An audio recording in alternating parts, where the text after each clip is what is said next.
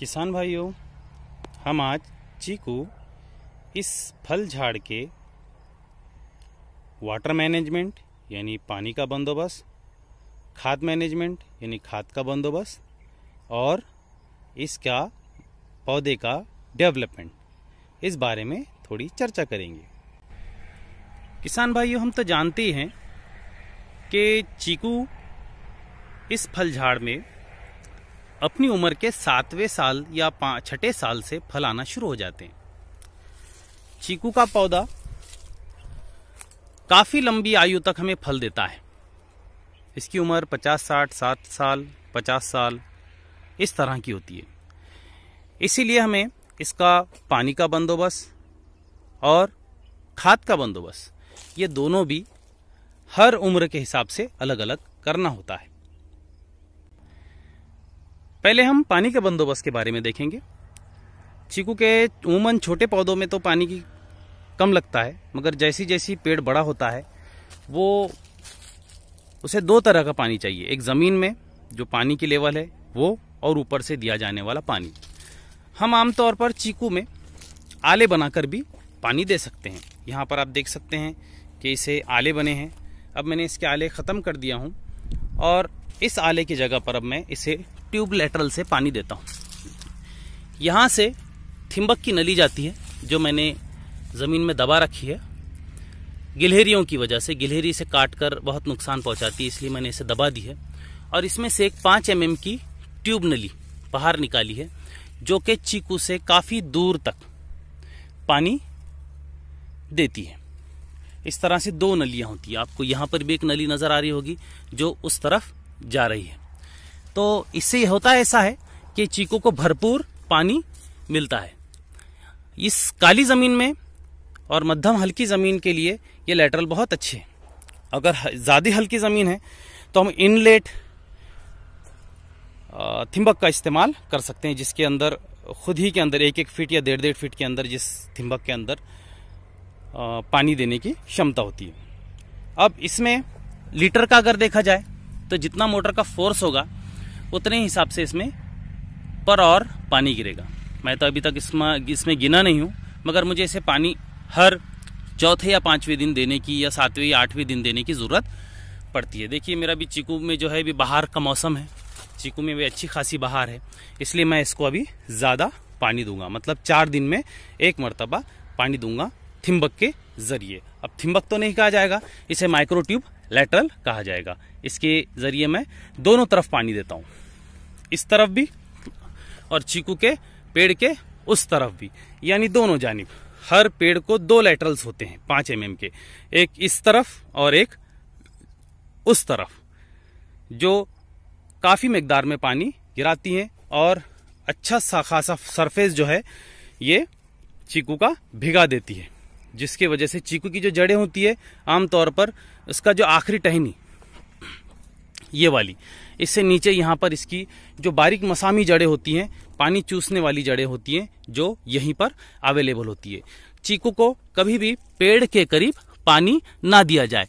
पेड़ से 2-3 फुट, अब ये मेरी जो नली है ये 2 मीटर की इसकी लेंथ है, ये 2 मीटर लंबी है, जो पेड़ से एकदम दूर पानी देती है। इसमें खरपतवार भी उगाता है, इसलिए इसे निड़ाई गुड़ाई करने में आसानी जाती है और इस एरिया को हम आसानी से बखर के ज़रिए, हल के ज़रिए, कोई भी ट्रैक्टर के ज़रिए हम इसको आसानी से साफ़ करते हैं। मेरा इस तरह से जो बागीचा है तो मैं इसमें इस एरिया में बैल के ज़रिए बखर चलाता हूँ और बाहर का हिस्सा ही साफ़ हो जाता है, अंदर के हिस्से में किसी किस्म की खरपतवार नहीं उगती।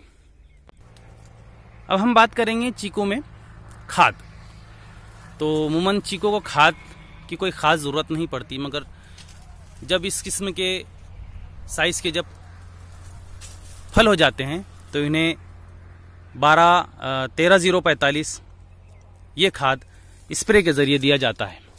और जहाँ पर हम पानी के ज़रिए लेटरल का जो हिस्सा, यहाँ पर पानी जहाँ पर देते हैं हम लेटरल के ज़रिए, वहीं पर गोबर खाद यहाँ पर इस तरह से बिछाया जा सकता है, जो साल में 1 या 2 मरतबा एक पेड़ को 10-10 किलो गोबर खाद हम और जिसे केचुआ खाद कहते हैं वो भी दे सकते हैं। 10-26-26 इस तरह से बहुत सारे खाद दे सकते हैं, जिसके वजह से हमारे जो फल है इसकी संख्या भी ज़्यादा होगी और एक के बाद एक जो फल है एक के बाद एक, यानी इसे साल भर फल आते हैं चीकू को, इसलिए हर फल छोटा हो या बड़ा हो या हार्वेस्टिंग के लिए तैयार फल हो, कोई भी फल हो, हर किस्म के फल को ध्यान में रखते हुए हमें इसका खत का मैनेजमेंट करते रहना ज़रूरी है। दवाओं के हिसाब से इसको नीम ऑयल का स्प्रे ही काफ़ी है, ब्लू कॉपर ही काफ़ी है।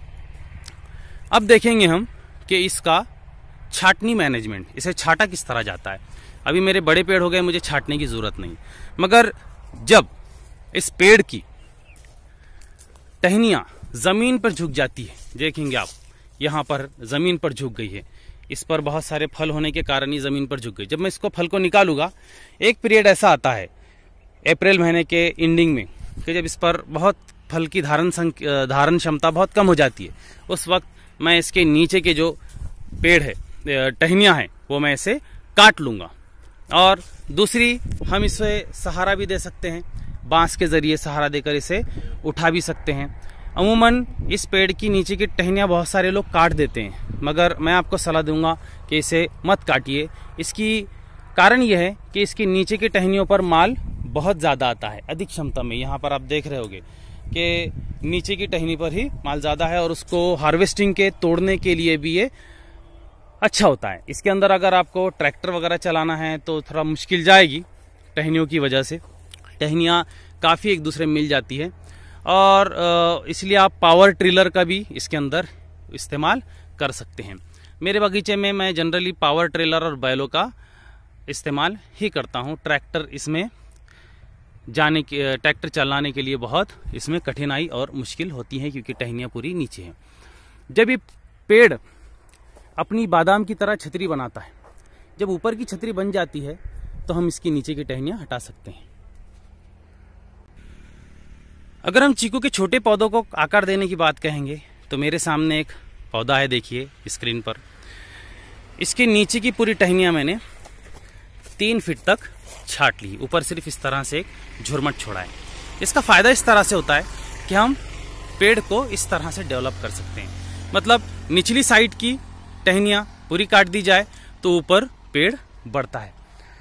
और इसे खास गोलाई में भी रखना जरूरी है ताकि हम उसके अंदर अंतर पीक ले सके। मेरे पास कुछ छोटे पौधे भी है और बाकी बड़ा बागीचा भी है। मैंने इसको डेवलप करने के लिए एक तकनीक इस्तेमाल की थी, रस्सी वाली तकनीक। यहाँ पर आप देख रहे होंगे एक रस्सी है, नारियल की रस्सी। मैंने इसको नारियल की रस्सी को इससे आपस में बांध दिया था गोल राउंड में। इससे होता क्या है कि सिर्फ ऊपर का सिरा, जो ऊपर का हिस्सा होता है, वो बेहतरीन बढ़ता है।